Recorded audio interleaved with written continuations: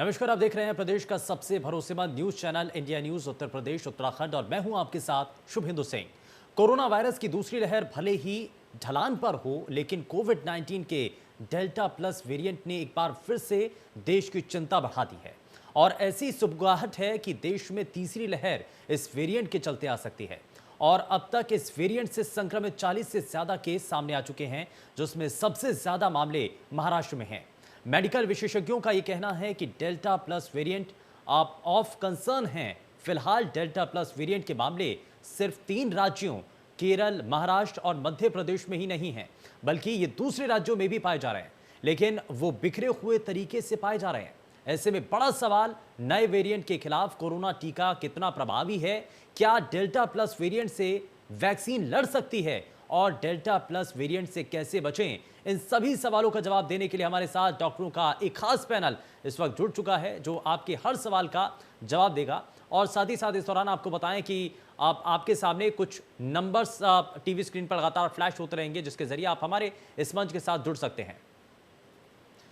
और अब आगे बढ़ते हैं। आपको बता दें कि इस बीच हमारे साथ एक खास मेहमान कार्यक्रम में जुड़ चुके हैं और सबसे पहले जरा उनके बारे में आपको बताएं। और हमारे साथ इस बीच 2 खास मेहमान कार्यक्रम में हैं। डॉक्टर हेमंत चौरसिया हमारे साथ कार्यक्रम में जुड़ चुके हैं। डॉक्टर हेमंत, बहुत स्वागत है आपका कार्यक्रम में। और डॉक्टर शांतनु निगम हमारे साथ फिजिशियन कार्यक्रम में जुड़ चुके हैं। डॉक्टर शांतनु, बहुत स्वागत है आपका भी कार्यक्रम में। मैं डॉक्टर हेमंत चौरसिया आपसे ही सबसे पहले जानना चाह रहा हूँ कि मौजूदा वक्त में जो परेशानी, जो संकट है, वो डेल्टा प्लस वेरिएंट को लेकर के है और जिस तरीके के नए लक्षण फिलहाल इस वेरिएंट के जरिए देखने को मिल रहे हैं और अलग अलग रिपोर्ट्स के जरिए कहा जा रहा है कि दुनिया भर के अंदर अलग अलग देशों के बीच चिंता इस बात को लेकर के है कि ये जो डेल्टा प्लस वेरिएंट है, ये बहुत हद तक घातक साबित हो रहा है। तो इससे बचने के उपाय क्या हैं, या इसको लेकर के भी कुछ स्टडी अभी तक चल रही है?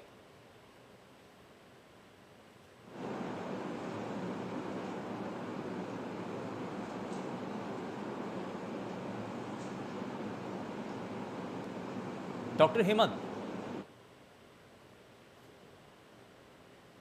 और लगता है आप संपर्क नहीं हो पाया, लेकिन जरा आगे बढ़ता हूं मैं। डॉक्टर शांतनु भी हमारे साथ लगातार कार्यक्रम में बने हुए हैं। डॉक्टर शांतनु, ये जो चीजें हैं डेल्टा प्लस वेरिएंट को लेकर के और दुनिया के अलग अलग देशों के द्वारा जो चिंता जाहिर की जा रही है, क्या कहना है इस पर और कितना घातक है ये वेरिएंट?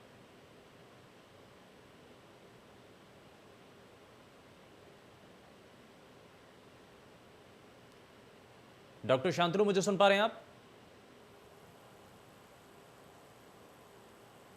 मेरी आवाज पहुंच रही है डॉक्टर शांतनु? लगता है शायद संपर्क टूट गया है, लेकिन आपको बताएं कि कोरोना संक्रमण को लेकर के मौजूदा वक्त में जो स्थितियां बनी हुई हैं, उसमें सबसे घातक ये डेल्टा प्लस वेरिएंट माना जा रहा है। और धीरे धीरे ये कहा भी जा रहा है एक्सपर्ट्स के द्वारा कि ये अब बहुत ज़्यादा एडवांस हो चुका है। पहले शुरुआत में देखा गया था कि उतना ज़्यादा घातक ये वायरस नज़र नहीं आया था और इसीलिए पहली लहर के समय भारत कुछ हद तक संभली हुई स्थिति में ज़रूर था, लेकिन दूसरी लहर में जब चीज़ें धीरे धीरे आगे बढ़ी और ये जो संक्रमण है देश के अलग अलग राज्यों तक पहुंचा, खास करके ग्रामीण इलाकों तक, तो ये इस वायरस ने, इस वेरिएंट ने बहुत हद तक नुकसान पहुंचाया। और अब ऐसे में ये बहुत हद तक एडवांस भी हो चुका है। तो बड़ा सवाल यही है कि बहुत सारे लोग ऐसे हैं और बार बार टीकाकरण के जरिए माना जा रहा है कि हम अपने प्रदेश और देश की जनता को सुरक्षित रख सकते हैं इस घातक वायरस के प्रभाव से। लेकिन अब ऐसे में जो नई स्टडी है वो ये भी बता रही हैं कि ये पहले के मुकाबले बहुत हद तक एडवांस हो चुका है। तो क्या जो अभी तक की दोनों डोज हमारे देश के नागरिकों को लग रही हैं, उसमें ये कारगर होगा? क्या ये जो हमारी दवा है, जो वैक्सीन है, क्या इस डेल्टा प्लस वेरिएंट को किसी तरीके से उसका प्रभाव कम करने में कारगर साबित हो सकती है? तो ये बहुत सारी ऐसी चीज़ें हैं जो कि लगातार इनको लेकर के सवाल आम जनता के मन में है, लोगों के मन में है, और एक्सपर्ट्स लगातार इसको लेकर के शोध भी कर रहे हैं और इसको लेकर के अलग अलग रिसर्च भी सामने आ रही हैं। लेकिन देश के बड़े बड़े डॉक्टर्स इसको लेकर के कई बार चिंता जाहिर कर चुके हैं और इसीलिए माना जा रहा है कि अगर ऐसे ही चीज़ें और इसी तरीके से वेरिएंट सामने आए तो ये जो कोरोना का वायरस है, आगे आने वाले काफ़ी लंबे समय तक इसी तरीके से इसका प्रभाव देश और दुनिया पर नज़र आ सकता है। लेकिन इसीलिए हम ये मान करके चल रहे हैं कि वैक्सीनेशन तो बहुत हद तक ज़रूरी है। आपको टीका ज़रूर लगवाना है, क्योंकि वेरिएंट चाहे कोई भी हो, उसमें आप ये जो है आपको, आपके ऊपर जो असर होने वाला है उसको बहुत हद तक उसके प्रभाव को कम कर देगा, यानी कि आपको नुकसान कम होने देगा। ये इस टीकाकरण का एक असल मायने में लक्ष्य भी है और इसीलिए सरकार प्रशासनिक अमला इसीलिए कोशिश में लगा हुआ है कि ज़्यादा से ज़्यादा लोगों को टीकाकरण के अभियान के साथ जोड़ा जा सके, लोगों को सुरक्षित रखा जा सके, ताकि वो अगर तीसरी लहर भी आती है तो उसकी चिंता से वो पूरी तरीके से मुक्त हो जाएं।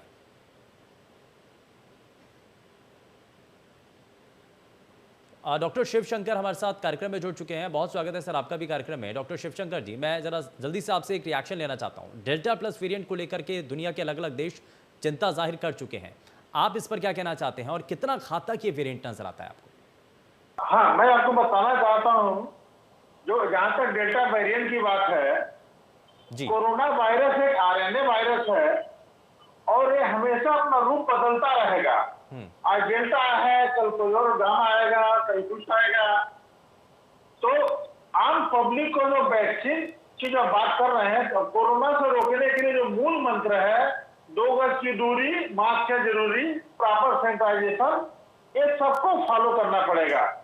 और यहाँ तक साइंस बता चुका है, अगर सब लोग प्रॉपर मास्क पहने, इस पर हम काफी हद तक काबू पा सकते हैं। जो वेरिएंट होता है, जो वायरस में वेरिएंट चेंज करता है, जैसे आप देखे होंगे टीवी पर किस तरह के वायरस के शेप आते हैं, जो इसकी स्पाइक प्रोटीन होती है, स्पाइक प्रोटीन को कुछ चेंज करता है। लेकिन हम वैक्सीन लगा रहे हैं, जो वैक्सीन लग रहा है, सबसे पहले बहुत ही कारगर होगी और डेल्टा वेरिएंट को ही काफी हद तक वैक्सीन रोकेगी, इसमें कोई शक नहीं है। और हमको कोरोना के साथ जीना सीखना पड़ेगा। इसलिए जो इसका मूल मंत्र है, 2 गज की दूरी, मास्क है जरूरी, प्रॉपर सैनिटाइजेशन, ये 3 नियम को फॉलो करना पड़ेगा। भीड़ भाड़ में तभी जाए जब हमको बहुत अत्यावश्यक चीजें हैं। सर ये बार बार आप कहा जाता है कि हमें कोरोना के साथ जीना सीखना होगा, तो ये कितने लंबे समय तक सीखना होगा? क्योंकि बहुत सारे ऐसे लोग हैं जो कि थक चुके हैं अब, और 2 लहर हम देख चुके हैं, बहुत हद तक नुकसान इसने भारत के अंदर और दुनिया के अलग अलग देशों में मचाया हुआ है। तो ऐसे में कब तक ऐसे ही हालात बने रहेंगे? लोग ये भी जानना चाहते हैं कि हमें अपने चेहरे को ढक करके मास्क और ये जो कुछ गाइडलाइंस हैं और ये जो प्रतिबंध लगाए गए हैं लोगों के ऊपर, ये आखिर कब तक ऐसे ही चलते रहेंगे? देखिए, ये हमारी लड़ाई सतत लगी रहेगी जब तक हम कोरोना को जड़ से खत्म न कर दें। हमने स्मॉल पॉक्स को खत्म किया, हमने पोलियो को खत्म किया, अब हमारी लड़ाई कोरोना से चल रही है। लेकिन जब तक आम जनमानस का सहयोग नहीं मिलेगा, तब तक हम कोरोना से विजय नहीं पा सकते हैं। और इसको खत्म करने में मास्क ही अहम रोल है, क्योंकि कोरोना हमेशा नाक मुंह से फैलता है। इसका ग्रोथ हमारे चेहरे के अंदर ही होती है। और मास्क ठीक से लगा कर रखें, सबको वैक्सीनेट करें, तो धीरे धीरे खत्म होगा। इसको पूरा साइंस लगा हुआ, नई बीमारी है, नित नए नए खोज हो रहे हैं, ये चल रही है, अच्छी अच्छी वैक्सीन आ रही है। बहुत ही जल्दी मेरे पास और अच्छी वैक्सीन आने वाली है। लेकिन अभी मेरे पास जो वैक्सीन उसको लगवाएं और हम सुरक्षित रहेंगे। आप दूसरी लहर में देख चुके होंगे कि जिनको सिंगल डोज में लगा था, उनको बहुत ही कोरोना घातक नहीं सिद्ध हुआ है। तो कम से कम आप डॉक्टर का साथ दीजिए, आम पब्लिक साथ देगी, तो हम कोरोना से बहुत जल्दी विजय पा सकते हैं। हो सकता है 6 महीने साल भर हम विजय पाए, लेकिन इसके लिए सभी पब्लिक को, सभी जनमानस को, पूरे विश्व के सारे देश को साथ मिलकर लड़ना होगा। ये तो कहीं सीपर आएगा, आज डेल्टा बना, कल गामा बनेगा, परसों बीटा बनेगा, ये वेरिएंट बनता रहेगा। इस लुक्का छेद का खेल इस दुश्मन से हम लोग की चल रही है और बहुत जल्दी हम अच्छी वैक्सीन बनाकर इसको खत्म करेंगे। लेकिन तब तक जानकारी है, तब तक हम लोगों को फेस मास्क लगाना बहुत जरूरी है। सबसे पहले केवल एक चीज वही इंपॉर्टेंट है, फेस मास्क, उसके बाद वैक्सीन, उसके बाद आपकी जो दूरी है, ये सब चीजें हैं, तो और सहन करिए, बहुत जल्दी हम लोग इस पर विजय पाएंगे।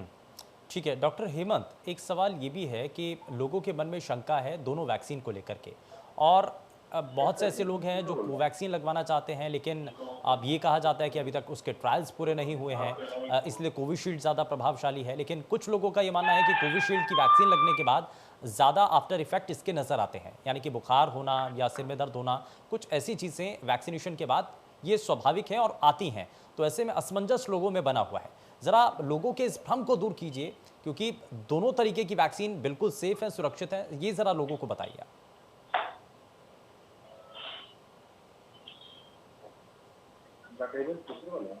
डॉक्टर हेमंत, वैक्सीन जो है सुरक्षित है। हाँ जी, चलो जी जी चलो, बिल्कुल आप अपनी बात पूरी रखिए हेमंत जी। जी ये दोनों वैक्सीन बहुत सब जी, ये दोनों वैक्सीन सुरक्षित है। और वैक्सीन जो होते हैं उसकी जो टेक्नोलॉजी बनाने की होती है उसमें कभी-कभी जो है उसमें फीवर हो जाता है वैक्सीन लगाने के बाद। हाँ, तो ये कोई ऐसी बात नहीं है, अगर वैक्सीन लगाने में फीवर होती है तो उसका जो है आप पैरासिटामॉल ले सकते हैं। और दोनों जो है सुरक्षित वैक्सीन है, और दोनों में जो वैक्सीन जिस सेंटर पे उपलब्ध है उस वैक्सीन को लगवाना चाहिए। और वैक्सीन लगाने से ये है कि इससे जो पेशेंट इन्फेक्टेड हो रहे हैं, जो लोग इन्फेक्टेड हो रहे हैं, वो लोग जो है कि सीवियरिटी को नहीं जा रहे हैं। हाँ, उनको जो है बीमारी से बचाव उनकी हो जा रही है इन्फेक्टेड होने के बावजूद भी। इसलिए हमें जो है वैक्सीन जो जिस सेंटर पे जो वैक्सीन उपलब्ध है उसको हमें लगवाना चाहिए। हुँ, ठीक है। लेकिन इस दौरान डॉक्टर मैं ये भी समझना चाह रहा हूँ डॉक्टर शिवशंकर कि बहुत सारे लोगों की ये भी शिकायत है और ये कहना भी है कि हम कोविशील्ड लगवाते हैं तो उसके बाद हमने बहुत सारे ऐसे केसेस में देखा कि उनको बुखार आया है और ये कोविशील्ड वाले केसेस में ज़्यादा हुआ। तो ऐसा कारण क्या है इसके पीछे?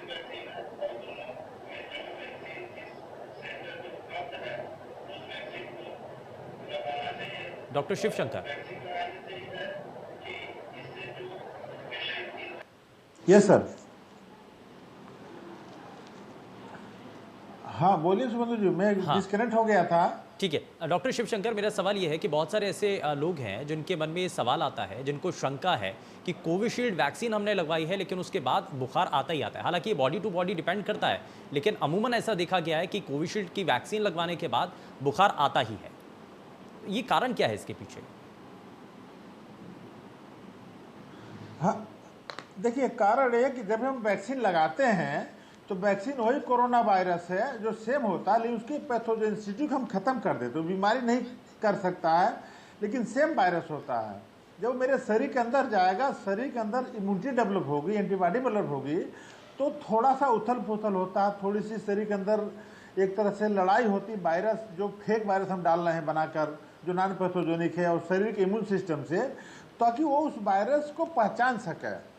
तो थोड़ा सा एक दो दिन में बुखार आना, कमजोरी होना, गैस की परेशानी होना, सुस्ती आना, ये रहता है और ये बहुत खतरनाक नहीं होता है। ये जरूरी है, लगभग लगभग सारे वैक्सीन में होता है। अगर देखा जाए, देखिए बचपन में हमको टीके लगते थे तो डॉक्टर पहले बताते हैं पैरासिटामॉल गोली लेना बुखार आएगा, तो लगभग लगभग हर वैक्सीन में आता थोड़ा सा बुखार। ये कोई डरने की बात नहीं, नॉर्मल चीज़ है, नॉर्मल फिजियोलॉजी फिनोमिना है।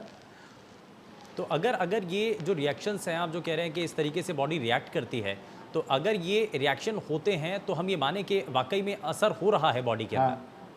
ये होना चाहिए। या अगर फीवर हुआ तो समझिए कि हमको वैक्सीन बहुत ही अच्छा असर कर रहा है। और जिन लोगों में ये रिएक्शंस नहीं हो रहे हैं सर, होता जो हमको इन्फेक्ट कर रहा है, जिन लोगों में ये रिएक्शंस नहीं हो रहे हैं, क्या उनको चिंता करने की जरूरत है?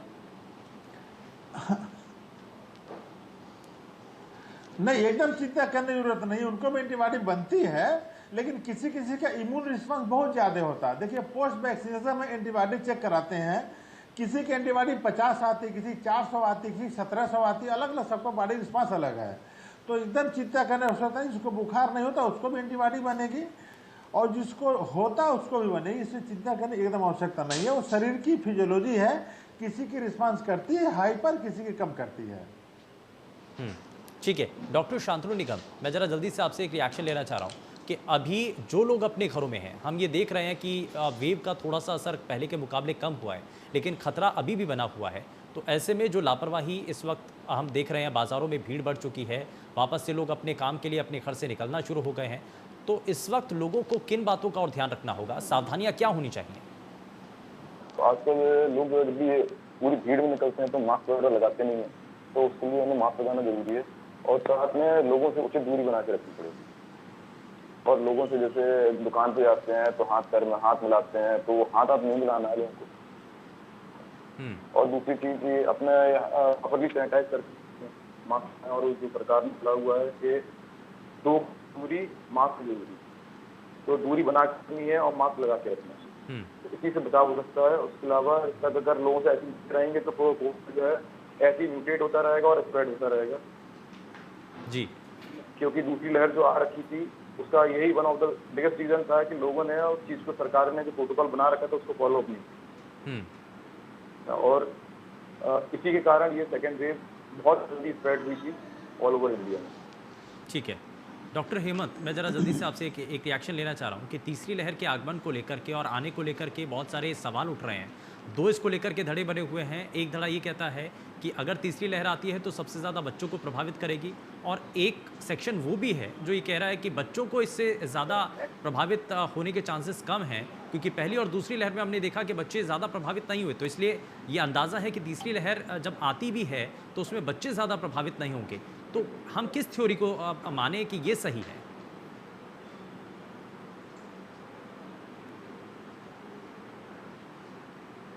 डॉक्टर हेमंत।